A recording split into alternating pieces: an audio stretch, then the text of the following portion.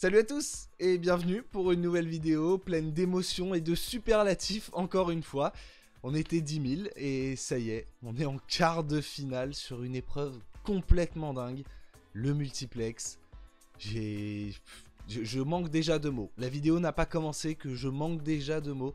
L'épisode 4 d'Omicro a été diffusé ce mercredi à 23h15 sur Canal+, et moi j'avais envie de vous raconter comment je l'ai vécu de l'intérieur.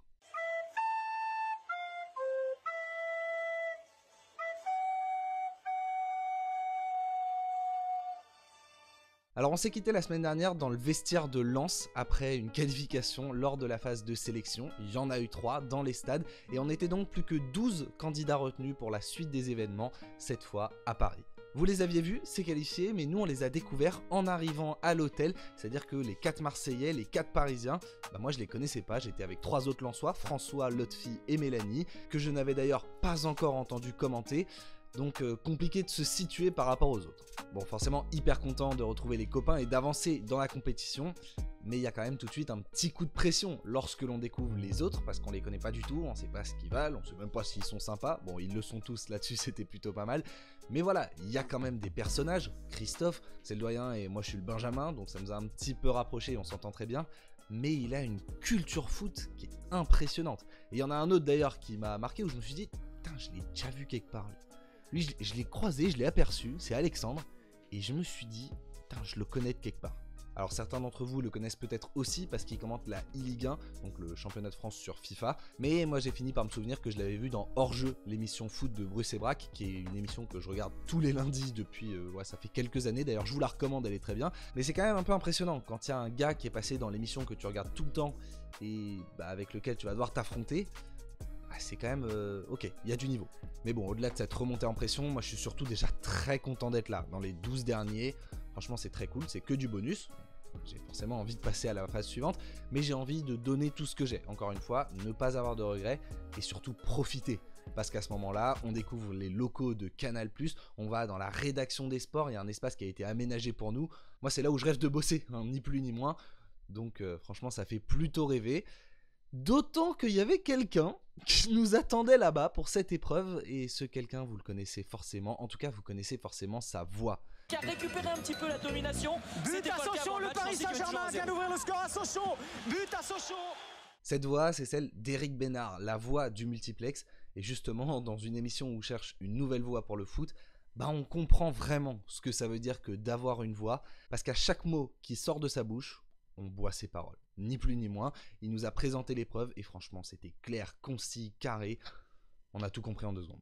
L'épreuve justement c'est un multiplex. Donc un multiplex c'est quand il y a plusieurs matchs de foot qui sont diffusés en même temps et que l'on va sur la même chaîne d'un match à l'autre. Le chef d'orchestre de toute cette organisation c'est forcément Éric Bénard qui anime notre multiplex. Quand on a appris ça, nous on est assez important pour qu'Éric Bénard nous distribue la parole.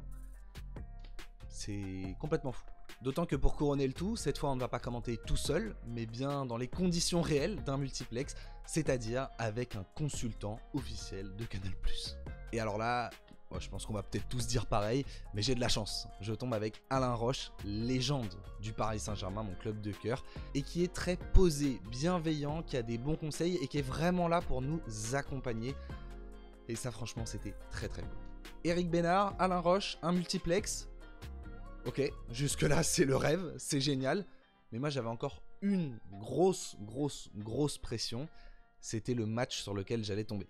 Parce que je vous l'ai dit, je suis pas un fan de foot depuis hyper longtemps, donc si le match était antérieur à 2017-2018, il y avait 95% de chances pour que je l'ai pas vu. Toujours cette fameuse enveloppe, et là je peux le dire, elle m'a vraiment porté chance. Real Madrid, Ajax, 1-4. Match de fou furieux, match que j'ai vu et revu, match que je connais, bon pas par cœur, mais que je connais vraiment bien, et surtout match qui m'a vraiment marqué. C'est encore une des premières fois où je regardais un match de Ligue des Champions sans avoir forcément de préférence, et j'ai juste pris du football plein la tête quoi. L'Ajax 2019, de toute façon vous le connaissez le match, mais c'est un match de dingue, et l'Ajax qui gagne 4-1 au Bernabeu, c'est une des performances les plus folles des dernières années. Donc déjà, la pression qui retombe, là-dessus, le match je le connais, je sais que je vais pouvoir me débrouiller. De toute façon, commenter, je sais faire. Le problème, c'est de gérer toute cette pression et de gérer le contexte surtout. Le contexte, c'est Eric Bénard qui nous lance. Le spectateur ne sait pas où on en est dans le match et en quelques secondes, il doit savoir exactement la situation, le nombre de buts, qui se qualifie. Et il faut donner la parole aussi à Alain Roche. Donc il faut être très concis, très précis, il faut être bon. D'autant que ce multiplex, on n'a qu'une heure pour le préparer, se remettre vraiment dans l'ambiance. De toute façon, l'idée c'est pas de revoir le match ou quoi, les commentaires ils vont nous venir sur le moment. L'idée c'est vraiment de s'imprégner du contexte. Dans l'émission on voit bien que j'insiste sur la suspension de Sergio Ramos, qui est sûrement le point le plus important de ce match, mais on est aussi moins d'un an après le départ de Cristiano Ronaldo. Ça c'est un élément qu'il faut avoir en tête, mais je me demande, est-ce qu'il faut le caler dans un multiplex? Pas forcément, le spectateur est conscient de ça, et c'est pas l'élément à rappeler en priorité quand t'as un si faible temps de parole. Donc je me prépare, je me réimprègne un petit peu de la feuille de match, des titulaires. L'Ajax, j'avoue qu'il y a un ou deux noms sur lesquels je bloque, mais ça finit par revenir. Alain me donne des conseils, mais aussi ses exigences. Quand tu commentes à deux, c'est un binôme, donc il faut savoir qui fait quoi. Lui, il me dit que quoi qu'il arrive, si j'ai commenté le but, c'est lui qui commente le premier ralenti. Par contre, si on nous renvoie sur le but, je commente le premier et je lui rends la main sur le second. Bon, là c'est précis, mais c'est pour vous dire que vraiment, il faut s'accorder. 1 heure de préparation, c'est vraiment court. C'est pour ça que, ouais, heureusement que c'était Real Ajax. Mais bon, on essaye d'avoir un maximum d'informations. Il y a une info qu'on a aussi, c'est qu'on va devoir faire un lancement, les 30 premières secondes pour présenter le match très vite, être clair, concis, ce qu'il faut sortir comme information importante, qui se qualifie, comment, pourquoi. Tout recentrer en une 15, 20, trentaine de secondes, mais il faut être efficace. Et je vous avoue que là, c'est le moment où je me mets un petit peu dans la sauce tout seul. Parce que Alain me dit, vas-y, tu sais quoi, on essaye. Il voit que je suis un peu stressé, quand même, forcément. Et il me dit, viens, on essaye, fais une introduction et je te dis ce que j'en pense. Et je sais pas, je bloque, j'arrive pas à faire l'introduction comme je suis pas dans le mood, quoi. Je sais qu'une fois qu'on sera dedans, qu'il n'y a plus le choix, qu'il y aura le bruit des spectateurs et tout, j'irai. De toute façon, il n'y a plus le choix. Mais, je sais pas, j'arrive pas à la faire dans le bureau. Donc la pression est là, quand même, hein, forcément. Mais peut-être un petit peu moins qu'à Lens. Et je suis quand même vraiment impatient d'aller découvrir cette épreuve. On rentre dans la salle qui est une salle de projection dans les locaux de Canal+, qui a été aménagée pour l'occasion, mais qui est juste magnifique, quoi. On a le jury au-dessus de nous bien éclairé, on a les 4 bureaux pour commenter, les consultants qui nous attendent, Eric Bénard qui a installé 2 grandes télés avec des retours magnifiques pour le jury, mais c'est trop beau. Honnêtement, c'est trop beau, mais il faut se mettre dedans, il faut rester concentré. L'heure du lancement arrive, je suis pas le premier à parler, ça me rassure un petit peu, je crois que je suis 3e. On y va, et là quand t'entends Eric Bénard dire on retrouve Jean et Alain Roche au Santiago Bernabéu, la voix c'est... l'émotion, honnêtement ça je suis pas prêt de l'oublier. C'était vraiment... ça m'a marqué. La difficulté aussi du lancement c'est qu'on en a tous préparé un, on a plus ou moins les informations à dire, mais c'est Eric qui t'envoie. Donc s'il dit quelque chose, il faut rebondir dessus. Par exemple Bastien, il lui parle de CR7. Moi aussi il me pose une question, donc faut essayer de se mettre dedans mais racoler à ce que tu as prévu sans pour autant que ce soit justement trop scolaire comme ils le disent dans l'émission et que tu récites ton texte. Il faut donner les informations mais de façon cohérente. Le lancement finalement se passe très bien, je suis très content et je me rends compte qu'en fait c'est pas que j'ai l'habitude mais c'est quelque chose que je sais faire, que je suis habitué à faire. Donc si en fait j'ai l'habitude et voilà, j'ai réussi à ressortir ce que je fais. Et franchement, ça va, je suis content. Alain qui me met une petite tape, ça s'est bien passé. On est dedans. La difficulté après, c'est qu'on commande pas pendant 90 minutes. Il y a des matchs de partout, il y a un montage. Donc des fois, on voit des actions complètement folles dont on ne parle pas. Je me souviens du but de David Neres. On se regarde avec Alain, c'est un but magnifique. Mais Eric, il me lance pas dessus. Donc c'est pas grave, t'attends que la parole te revienne. Alors à vrai dire, on a tous eu, je crois, à commenter au moins un but. Et le mien est arrivé très tôt. Je pensais peut-être que je commenterais plus tard, mais je commente le premier but qui est assez surprenant parce qu'il y a un ralenti. Et soudainement, on se retrouve quasiment dans la surface. L'ouverture du score pour l'Ajax. C'est assez fou, mais je sens que mes timings sont bons. Donc je suis content de ce que je fais, de ce que je dis. Par contre, c'est vrai qu'en revoyant l'épisode, ils ont totalement raison, quoi. La voix c'est pas maîtrisé. Et il va falloir bosser sur ça. C'est quelque chose tout simplement sur lequel j'ai pas assez travaillé. Je me concentre beaucoup sur ce que je dis, sur ce que je raconte, mais pas assez sur la manière. Et donc forcément, ça s'entend et c'est moins agréable à écouter que Arnaud, Edouard, j'en sais rien.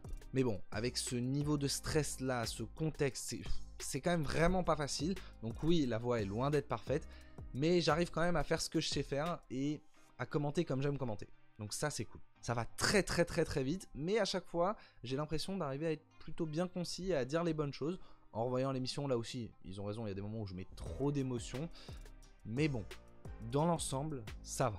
fin de l'épreuve, le jury nous fait des grands sourires, déjà ils sont contents de la performance globale, donc ça c'est plutôt cool. Et quand on sort, moi je suis hyper content, mais hyper content, peu importe l'issue, parce que j'ai pris un pied monstrueux pendant cette épreuve. C'était vraiment génial à faire, je vais pas dire c'est l'épreuve parfaite, mais vraiment je me suis régalé sur ce multiplex. Donc forcément j'ai envie de me qualifier, mais l'issue est presque secondaire à ce moment là, et j'ai pas de regret. Le truc c'est qu'on connaissait pas encore à ce moment là les modalités d'évaluation. Donc quand on nous rappelle dans l'amphi pour nous dire qu'il y en a 2 qui sont sélectionnés sur les 4 de notre multiplex, de retour, la boule au ventre, gros coup de pression, mais je suis appelé en premier. Quel bonheur. Alors là, en plus vous avez vu, hein, mais les retours qu'ils m'ont fait sont vraiment très cool. Donc je me dis que j'ai réussi mon épreuve, il y a des axes de progression c'est certain, mais je suis vraiment content. Arnaud est l'autre qualifié, si tu veux faire un échange de voix c'est avec grand plaisir, mais voilà, totalement mérité pour lui aussi. Et voilà, Bastien et Steven franchement avaient un niveau aussi hyper élevé. Bon, je suis pas objectif, hein, mais j'ai adoré leurs prestations. Et il faut quand même se remettre dans le contexte, hein. Quand vous voyez l'émission, on est dans une salle de projection avec Eric Bénard qui nous lance, Arnaud par exemple il a Christophe Jallet à ses côtés. C'est quand même des noms que l'on connaît très bien dans un contexte qui est pas facile, qui est totalement nouveau pour nous. Et le plus important presque sur cette épreuve, c'est que le multiplex, moi, il me paraît crédible, quoi. On s'y croirait, on s'est pas planté. Et ça, c'est... à revoir, là, c'était génial. Donc voilà, quart de finale, les amis. Des retours ultra positifs. Franchement, les commentaires du jury, c'était vraiment fou. Il y a des axes de progression, hein, bien sûr. Voilà, j'ai 19 ans maintenant, mais j'ai encore largement le temps de progresser sur certaines choses. Il y a du boulot, mais dans l'instant T, il y a surtout un gros soulagement. Ça fait vraiment très plaisir d'être en quart, d'être sélectionné dans ce multiplex, dans cette épreuve là. C'était un pur régal. Merci pour vos messages, encore une fois je les ai vus sur les réseaux, ça fait très plaisir. Merci à vous qui regardez cette vidéo et qui suivez cette aventure sur Au Micro. Ça va continuer, c'était pas le dernier débrief. Je vous précise pas exactement quand on se retrouve, mais je vous invite juste à regarder les prochains épisodes. Et la suite c'est mercredi à 23h15 sur Canal+.